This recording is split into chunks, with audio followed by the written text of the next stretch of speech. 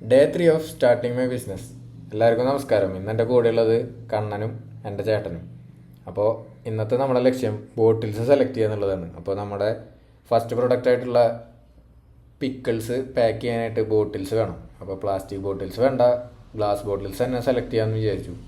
അപ്പോൾ നമ്മൾ ഇന്ന് പോയിക്കൊണ്ടിരിക്കുന്നത് കൊരട്ടിയിലേക്കാണ്.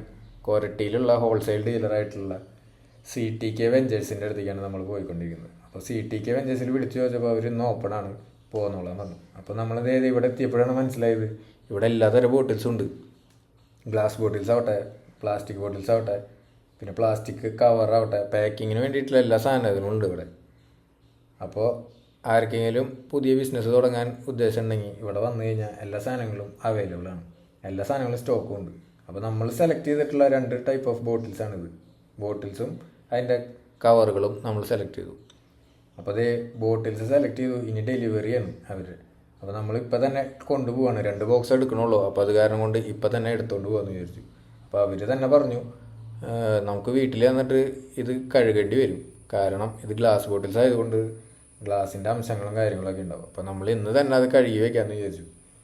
അപ്പോൾ ഡയറക്റ്റ് നമ്മൾ വീട്ടിലെത്താറായി. അപ്പോൾ ഇന്ന് അത് കഴുകിയിട്ടേ ബാക്കി പരിപാടിയേ ഉള്ളൂ. Okay, by.